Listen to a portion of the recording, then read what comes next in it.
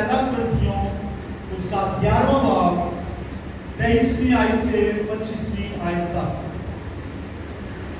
کیونکہ یہ بات مجھے خداوند سے پہنچی اور میں نے تم کو بھی پہنچا دی کہ خداوند یسوع نے جس رات وہ پکڑوایا گیا روٹی لی اور شکر کر کے توڑی اور کہا یہ میرا بدن ہے جو تمہارے لیے ہے، میری یادگاری کے واسطے یہی کیا کرو۔ اسی طرح اس نے کھانے کے بعد پیالہ بھی لیا اور کہا یہ پیالہ میرے خون میں نیا عہد ہے، جب کبھی پیو میری یادگاری کے لیے یہی کیا کرو۔ یسوع مسیح نے اپنے شاگردوں کو جمع کیا اور ایک شام کے وقت ایک ضیافت کا انتظام کیا، اور اس ضیافت کا نام تھا عید فصح کی ضیافت۔ اور اس ضیافت کے دوران جب وہ کھا بھی رہے تھے کہ یسوع نے روٹی لی اور شکر کر کے توڑی اور اپنے شاگردوں کو دی، اور پھر انگوروں کے رس کا پیالہ دیا اور اپنے شاگردوں کو دیا۔ وہ کھانا رہے تھے، گوشت کھا رہے تھے، روٹی کھا رہے تھے، لیکن یسوع نے کہا نہیں، ایک اور روٹی، اور یسوع نے روٹی لی اور برکت دی اور پھر پیالہ لیا، یہ اب جانتے ہیں۔ اور اسی یہ جو متن آپ کے سامنے ہے، اس میں 2 دفعہ تاکید کی گئی ہے کہ میری یادگاری کے لیے یہی کیا کرو۔ یہ شاگردوں کے لیے ایک حکم تھا۔ شاگرد اس حکم کو لے کر خدا کے کلام کے مطابق عمل کرتے رہے، اور انہوں نے خداوند یسوع مسیح کے آسمان میں جانے کے بعد اس رسم کو جاری رکھا۔ یسوع نے کہا میری یادگاری کے لیے یہی کیا کرو، وہ کرتے رہے۔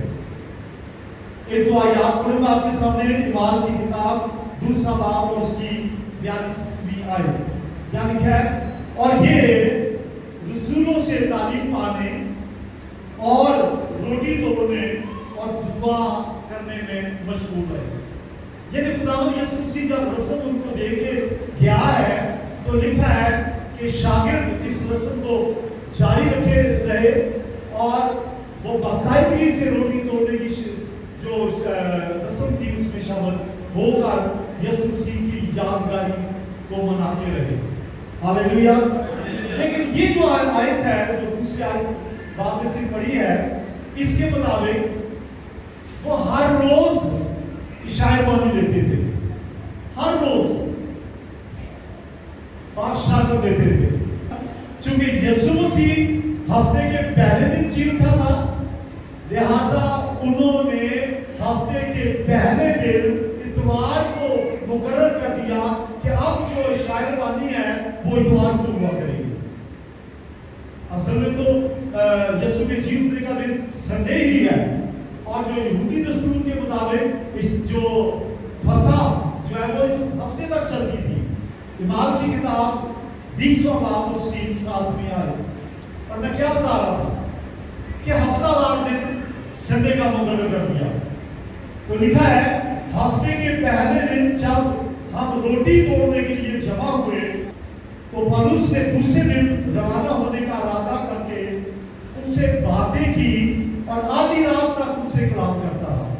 تو یہاں واضح لکھا ہے کہ ہفتے کے پہلے دن یعنی سیٹرڈے کی بجائے سنڈے کو عشاء بانی کا دن مقرر کر دیا گیا، اور ہم کرتے ہیں ہر مہینے کا پہلا اتوار۔ تو اس میں کوئی ایسی بات نہیں ہے، اچھا ہے کہ ہم ہر روز کریں، اچھا ہے کہ ہم کسی دن بھی کریں، اچھا ہے کہ سنڈے کو بھی کریں، سیٹرڈے کو بھی کریں، اور اگر ہو سکے تو پہلے اتوار کو جیسے ہم نے مطلب کیا اس کو بھی کریں، لیکن یہ لازمی ہے۔ پہلا کرنتیوں 10واں باب اور اس کی 16ویں آیت، یعنی کیا ہے؟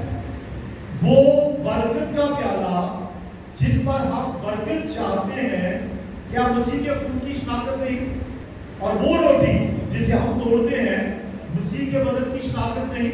اس کا مطلب ہے پولس رسول نے بتایا کہ جو عشاء بانی ہم لیتے ہیں وہ یسوع مسیح کے خون میں اور یسوع مسیح کے گوشت میں شامل ہونا ہے.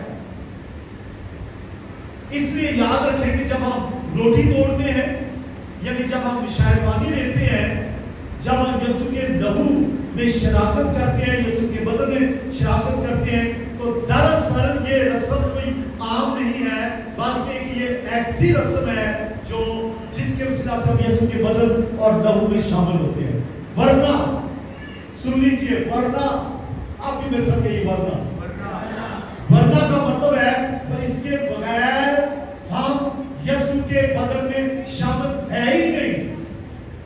آپ 100 دفعہ کہیں ہم مسیح کی کلیسیا کے رکن ہیں, آپ 100 دفعہ کہیں ہم یسوع مسیح کے بدن کا حصہ ہیں, لیکن اگر شاہدوانی نہیں دیتے, یسوع کے لہو سے آپ دھلے نہیں ہیں, آپ کے گناہ نہیں بخشے گئے اور آپ پاک شراکت میں شامل نہیں ہوتے, تو مسیح کے بدن کا حصہ ہی نہیں ہے, شامل ہی نہیں ہے. میں نے بائبل میں سے یہ بات آپ کو پڑھ کر سنائی ہے. اور ایماندار جو ہیں جب چاہے شامل ہو سکتے ہیں. اور ایک اور بات جو بڑی ضروری ہے اور اس کے بعد میں اینڈ کر رہا ہوں, پہلا کرنتھیوں 10واں باب اور اس کی 20ویں اور 21ویں آیات لکھا ہے, نہیں بلکہ یہ کہتا ہوں جو قربانی غیر قومیں کرتی ہیں شیاطین کے لیے قربانی کرتی ہیں نہ کہ خداوند کے لیے, اور میں نہیں چاہتا کہ تم شیاطین کے شریک ہو. تم خداوند کے پیالے اور شیاطین کے پیالے دونوں میں سے نہیں پی سکتے. تم خداوند کے دسترخوان اور شیاطین کے دسترخوان دونوں کا شریک نہیں ہو سکتے.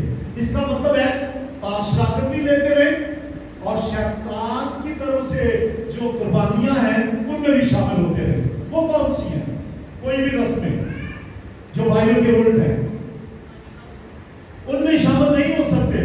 اگر آپ شیطان کے مقرر کردے طریقوں کے مطابق اور قربانیوں میں شامل ہوتے ہیں اور طرح کی عبادتوں میں شامل ہوتے ہیں, غیروں کی پرستش کرتے ہیں, تو لکھا ہے غیراں دے نال بندے کول قرار جڑے انہاں دے دکھ سزا بدل دے ودیرے.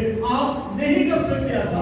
اگر کریں گے تو اس کا مطلب ہے کہ آپ شریک نہیں ہیں مسیح کے ساتھ. آج فیصلہ کریں کہ آپ صرف خداوند کے بدن میں شامل ہوئے, صرف کسی اور قربانی میں نہیں, کوئی اور رسم نہیں, صرف جو بائبل نے مقرر کیا ہے, صرف یسوع کے بدن میں شامل ہونا ہے, کسی اور قربانی میں نہیں, ورنہ سزا پائیں گے.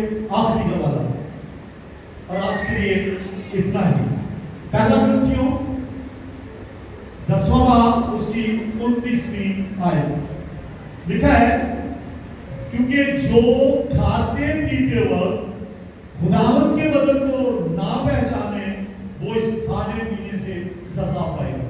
سنیے, ابھی اس سے پہلے میں نے پڑھا خدا کے کلام میں سے کہ ہمیں اجازت نہیں کسی اور قربانی میں شامل ہونے کی.